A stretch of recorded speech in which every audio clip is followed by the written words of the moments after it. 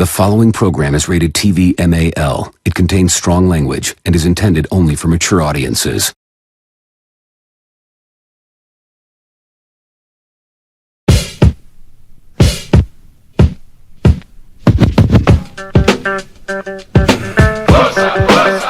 Which part of New York? From Harlem. Africa's from Brooklyn. Sweet Daddy's from the Bronx. Educated man from the motherland. You see, they call me a star, but that's not what I am. I'm a jungle brother, a true blue brother, and I've been to many places you'll never discover. Jungle Brothers was about being yourself, being true to who you are, and just keeping it fresh, fly, and fun.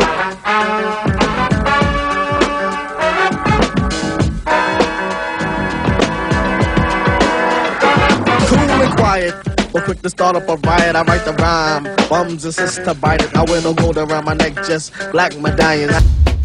Mike G, Africa Baby Bam, and Sammy B, collectively known in the world of hip-hop as the Jungle Brothers. By 1988, they released their debut album, Straight Out the Jungle. An intricate piece of the success was Cool DJ Red Alert, who at the time was one of New York's hottest mix show DJs, who also happened to be the uncle of Jungle Brother member Mike G. Red, my uncle, my big brother, my dad at times.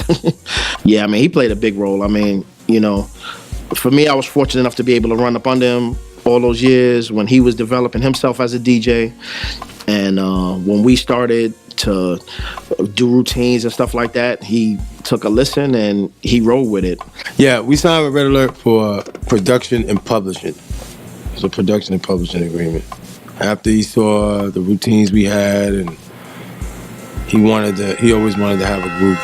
Now, when it came to late 80s, that's when my nephew, he always been asking me for the longest, yo, me and my group want to do a record.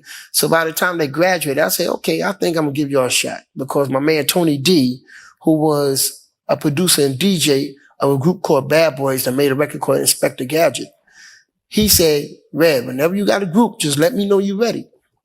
So they was ready, and I brought them over to Tony D. If it wasn't Straight Out the Jungle, it had to be the JBs. Like Red Alert used to kill that on 98.7 Kiss in New York back in the day. Hey yo, as soon as that beat come on. 5,000 booming watts. Yeah. Sound system, state of the art. Travel lightly, close packed neatly. Strapped with the baby bam beat. See? Yo, like that, them drums and that piano, like just made you just want to do the dance. But they went ahead and wrote this other song of a slogan that was always used in my family. The slogan that my older brother was known for always saying. Every time if he saw a female, he said, yeah, you see her? Yeah, she on my Jimbrowski. She's on my Jimbrowski. She on the Jimbrowski. So my nephew, Mike G, said him and who was known as Shazam, later on became known as Africa, got their heads together and they made this record called Jimbrowski. As they made a record called Jimbrowski, that opened the doors for them as the Jungle Brothers. Now in 1987, they released their first single, Jimbrowski. That's what it is. Word up. Gotta get it into you. Jimbrowski. Yeah, that infusion. And at that time, we was going into the studio to do Straight Out the Jungle. You know, we had a couple of singles out and stuff like that. And it goes back to the 2 turntables. This album was made with 2 turntables. Wow. Not a sampler, not a drum machine, 2 turntables. So, for instance, Straight Out the Jungle. The record that I used for Straight Out the Jungle, the 2 records I used for Straight Out the Jungle, that was from my dad's collection. Wow. I had the beat on one turntable and the bass line on the other turntable. And this is at home before I met him and before we got in the studio and I could multi-track. In the early days of the Jungle Brothers' career, they had an up-and-coming road manager, an everything-to-do man by the name of Baby Chris. For us, man, Chris Lighty meant a lot, especially early on. I think he did more for us than we actually realized, at least myself. You know, during the early days, running around with Red. Who, in fact, Mike G Africa Baby Bam, DJ Sammy B, and Baby Chris was all under the mentorship of New York veteran DJ, Cool DJ Red Alert. We was all under Red. You could see the rankings. You had Big Rod, Chris Ali, and all of them. Then you had Baby Chris. Then you had us, you know. And as we started to jump off, Red, you know, felt he entrusted Chris to roll with us because he felt he was responsible enough and everything. I was tour manager for Jungle Brothers / DJ / take out the garbage / show up at the studio.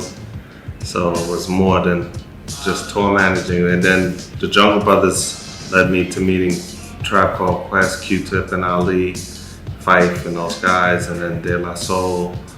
And that actually led to Leor looking for me via the fact that we had all these groups popping. We were traveling all around the world and he wasn't a part of it. Baby Chris later became one of the most powerful executives in hip-hop, later simply known as Chris Lighty. Chris, along with Mona Scott, managed major artists such as Missy Elliott, LL Cool J, Busta Rhymes, under the company they formed called Violator. Unlike many of the artists that came out around that time, the Jungle Brothers' fashion, sound, and style was customized and unique to the group and their roots. We the Jungle Brothers. Yeah. So the first thing I did was I ran in my dad's closet and got his medallions. I ran down to the military store and got the camouflage before cats was even up on it. Yeah, that was the old hustler gear. Right. That was what the hustlers was Right. wearing. Yeah. Whatever they used to do to stay on the block for 24/7, that's what we needed because we in the jungle. We out We in the jungle. We out here. And even though we're in the jungle, we make time to live and breathe and think more time than others. Look beyond the skyscrapers and the curbs, you know, Yeah. the corner stores, things like that. They chose black medallions, camouflage vests, baggy jeans, and dreadlocks. It was part of their personal mystique. They also had every hip-hop dancer bum rushing the club dance floor, dancing to their latest record.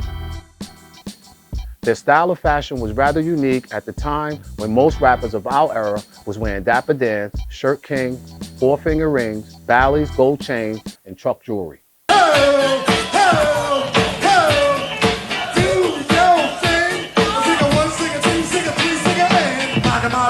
Hanging on the scene, kangaroos roll by. But I was clean, all decked out, my tiger skin suit. Hair braided up in young Jungle Brother boots. I don't know how to walk through the city. Today's your day, said the neighborhood gypsy. Heading on trucking to the other side of town. The place where we ready to go took it down. Jam-packed and one green light. Not a crumb of crack, and I was feeling alright. Come on, feeling alright. Feeling alright. Say what? Feeling alright. Feeling alright. The JB's catalog of music runs deep. One of their early standout records was Because I Got It Like That. With hard drums and an infectious piano riff sample, sing-along style rhymes made this record pop on New York radio. Because I Got It Like That, that was a special record for me because I was like, yeah, I could sing.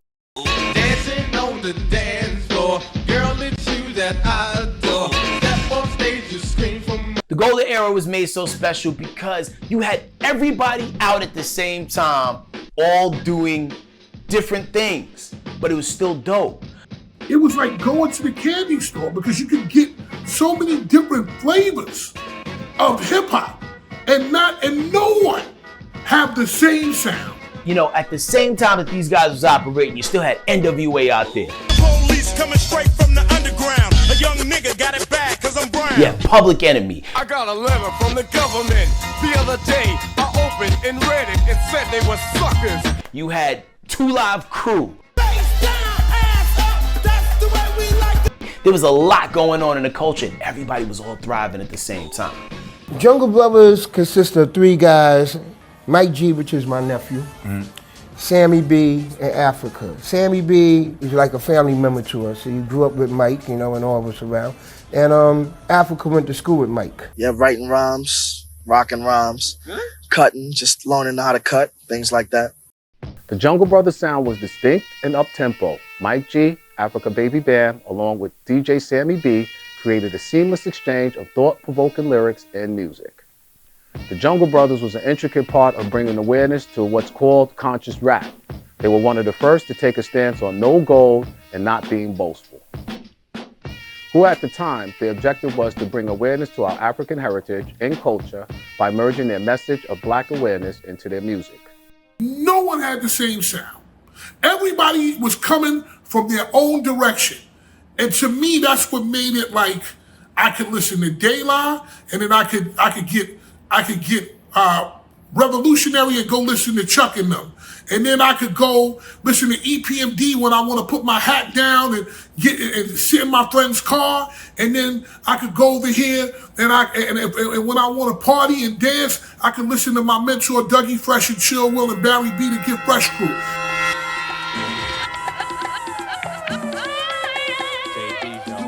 A major hit that fused house music and hip-hop, edging out a unique style of hip-hop called hip house, spawning a bunch of imitators with the hit record, Our House Shoe. Girl, I'll house you.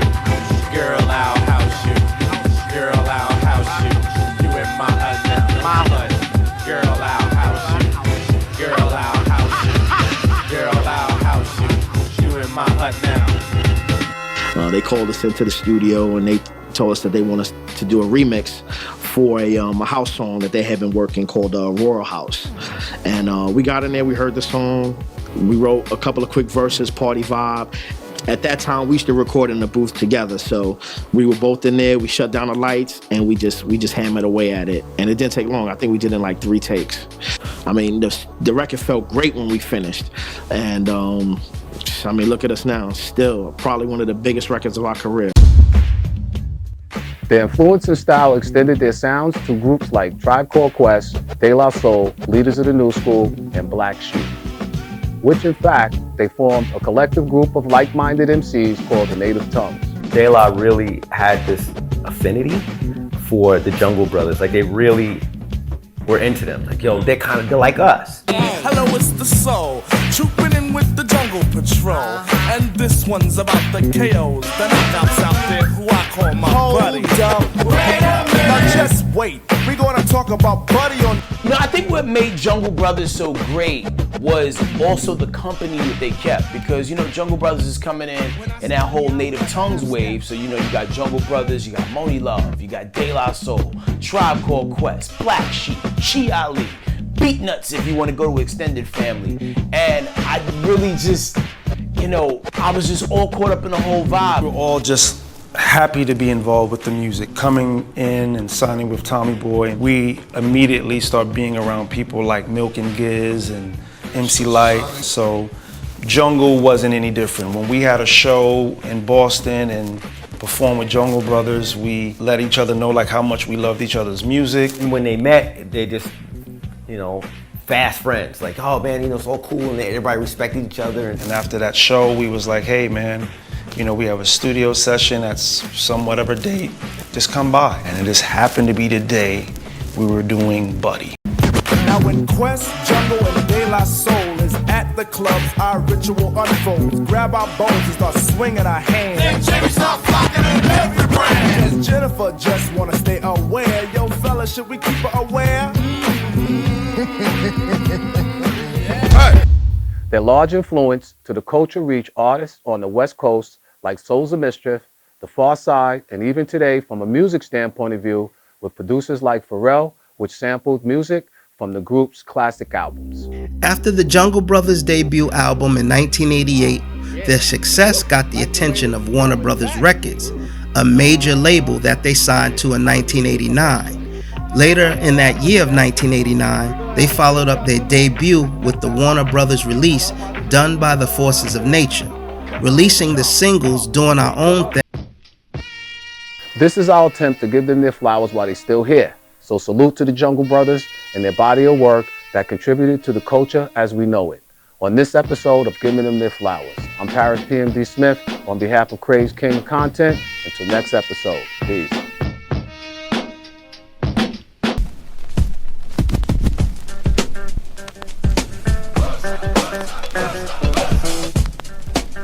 Say what? Say what? Say what?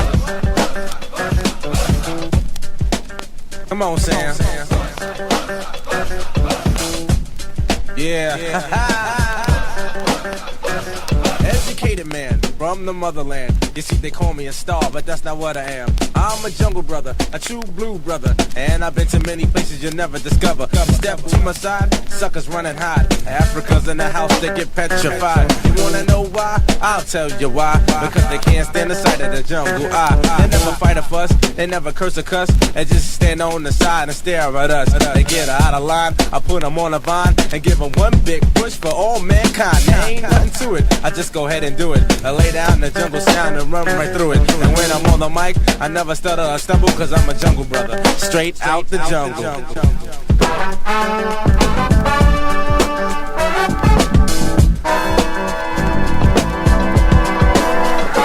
Cool and quiet, but quick to start up a riot. I write the rhyme, bums insist to bite it. I wear no gold around my neck, just black medallions. I show the homes of 3 black stallions. I don't care for fear, cause fear fears me. Out of 10 ways of dying, the first my G. I'm harder than the hardest hard can get. Africa and I was Sammy B's on the set. I kicked the rhyme to the girl and she became my pet. I left the sucker some juice and now he's still in debt. The sucker said he wasn't scared but still in all he sweat. A poor man became rich because of me he bet. My brother's searching high and low, they're looking for me. But where they find me? In the JUNGLE.